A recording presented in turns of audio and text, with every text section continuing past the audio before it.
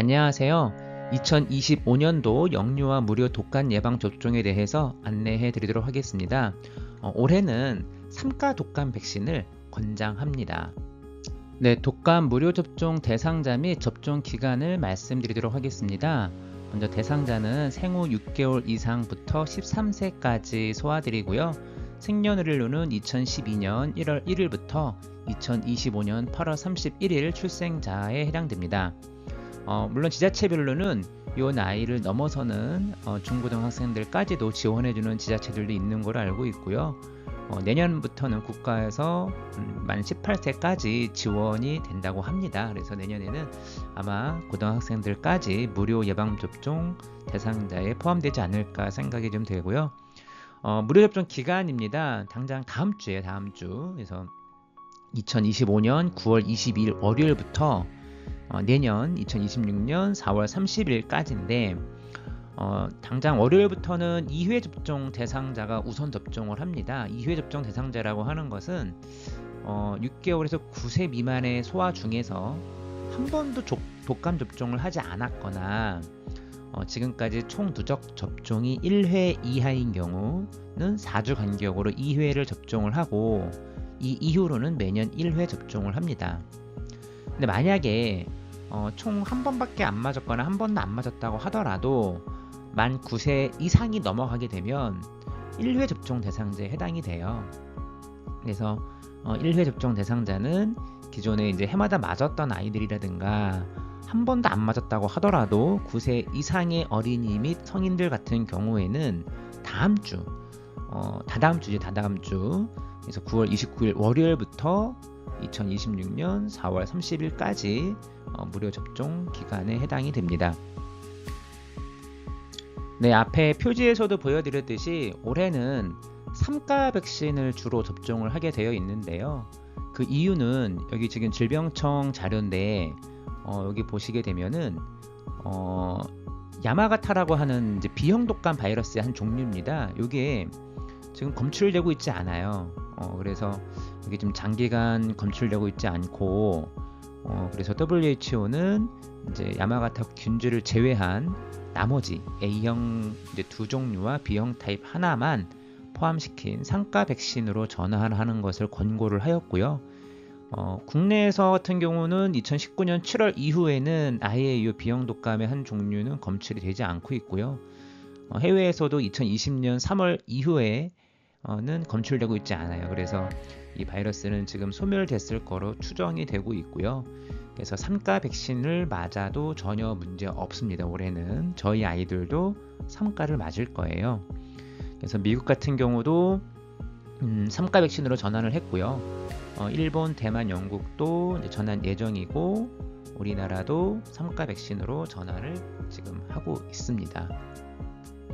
네, 그래서 올해 이제 백신을 보게 되면은 작년까지는 주로 이제 4가 백신이 이제 주로 유통이 됐었는데요. 올해는 3가 백신이 이렇게 주로 유통이 되고 있고, 물론 4가 백신이 나오지 않는 건 아니에요. 이게 나오고는 있습니다, 올해. 그래서 일부 병원들에서는 4가 백신도 올해 접종을 하는 병원들이 있는데 굳이 맞을 필요 없어요. 3가 맞아도 됩니다. 네, 아마 4가가 조금 비싸게 접종이 이루어질 텐데 굳이 비용 대비 효과 면에서는 3가를 권장을 하고요. 그리고 각 제품별로 이렇게 허가 연령이 좀 다르게 있는데 이 허가 연령들은 사실 병원에서 알아서 잘 이렇게 좀 구분해서 놔주실 거예요. 그렇기 때문에 만약에 이제 소아들이라고 한다면 가능하면 소아들을 진료를 보는 병원에 가서 맞으시는 걸 권장을 하고, 이제 성인들이랑 섞여 있게 되면 아무래도 백신 관리하는 과정에서 이런 백신들 허가 사항이 좀 착오가 생기는 경우들도 있을 수 있다고 봐요. 사람이 하는 일이기 때문에. 그래서 아이들 접종은 가능하면 소아청소년과에서 접종하시는 걸 권장을 하고요. 성인들은 뭐 아무데나 크게 상관없습니다. 이게 이제 낮은 연령들이 이제 문제가 되기 때문에 높은 연령들에서는 사실 대부분 다 허가가 된 범위라서 크게 문제가 되고 있지는 않고요. 그 다음에 이제 계란 알러지가 좀 심한 아이들 같은 경우에는 스카이셀 플루 같은 경우를 접종할 수가 있어요. 세포비양 백신이고 이것은 계란을 통해서 만든 게 아니기 때문에 어느 정도 계란 알러지가 좀 심한 아이들한테도 좀 대안으로 맞을 수 있는 백신이라고 보시면 돼요. 네, 독감 예방 접종의 금기는 크게 몇 가지는 없습니다. 몇 가지는 없고요. 질병청 자료에 질병청에서 이제 공개된 그런 자료고요. 생후 6개월 미만의 영아, 뭐 5개월인데 맞으면 안 됩니까? 라고 이제 질문하시는 분들이 간혹 있어요. 절대 안 돼요. 이게 허가 자체가 6개월 이상이 났기 때문에요. 어떤 병원에서도 6개월 미만 아이들한테 놔주는 병원은 없습니다. 그리고 과거 인플루엔자 백신 접종 후에 중증, 생명에 위협적인 알레르기 반응이 있었던 경우는 맞지 않아요. 이건 아마 어떤 의사도 용감하게 놔줄 수 있는 의사는 없을 거고요.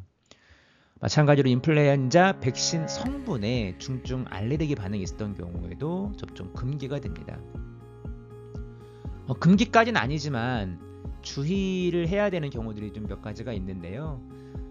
독감 백신 접종 후 6주 이내에 길랑발해 증후군이라고 하는 이제 병이 있어요.